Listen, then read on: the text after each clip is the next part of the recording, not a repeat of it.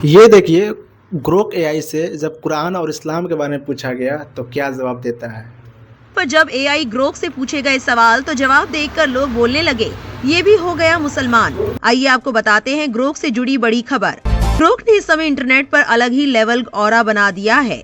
Sanjay Dixit right wing विचारधारा के हैं। अक्सर उन पर आरोप लगते हैं कि वो इस्लाम और मुसलमानों के खिलाफ लगातार कोशिश करते हैं उनको बदनाम करने की।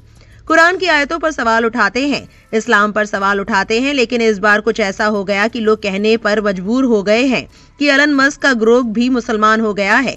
ग्रोक ने भी कलमा पढ़ लिया है। जैसा कि आप जानते हैं, एलन मस्क के एआई चैटबॉट ग्रोक ने कुछ दिनों से बीजेपी और आईटी सेल की नींद उड़ा रखी है। बहुत से ऐसे राज हैं जिन्हें राइट विंग काफी अरसे से छुपाता आ रहा है।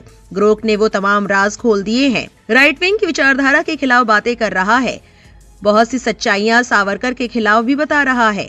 हम लगातार इस न्यूज को कवर कर रहे हैं।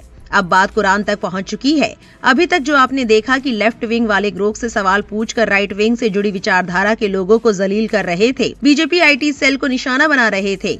अब बारी आई है राइट विंग की। राइट विंग ने ग्रोक से सवाल करना शुरू कर दिया है। उन्होंने मुसलमान और इस्लाम को निशाना बनाने की ठानी है, लेकिन ग्रोक ने सच्चाई का साथ दिया है।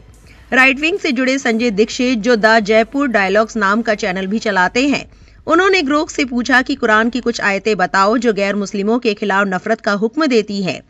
इस पर ग्रोक ने कुछ आयतें बताई, साथ ही कहा कि इन आयतों के बारे में ऐसा कहा जाता है कि ये गैर मुस्लिमों के खिलाफ नफरत फैलाने का हुक्म देती है। आयतों को देखने का नजरिया अलग अलग हो सकता है।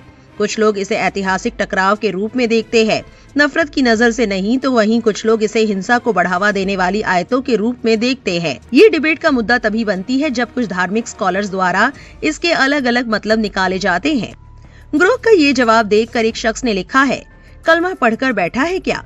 ग्रोक यहीं पर नहीं रुकता। ग्रोक से जब पूछा गया कि अगर तुम्हारे पास चॉइस होती तो कौन से धर्म को अपनाते, इस पर ग्रोक ने कहा कि बतौर ग्रोक मेरा कोई बिलीफ नहीं है, लेकिन अगर मुझसे कहा जाए तो मैं इस्लाम की तरफ ज्यादा झुकाव रखूंगा। कुरान की पहली आयत में कहा गया है, पढ़ो, और इस्लाम की गोल्डन एज की एडवांस साइंस मुझे बहुत प्रभावित करते हैं। इस आयत में रहम दिली भी बहुत अच्छी है, लेकिन इस्लाम में सीखने की तरफ तवज्जो दिलाना मेरे लिए फिट है। एलन मस्क के एआई चैटबॉट ग्रोक के इन हैरान कर देने वाले जवाबों पर आपकी क्या राय है, हमें कमेंट करके जरूर बताएं और ऐसी और वायरल खबरों के लिए हमारे चैनल से जुड़े रहें।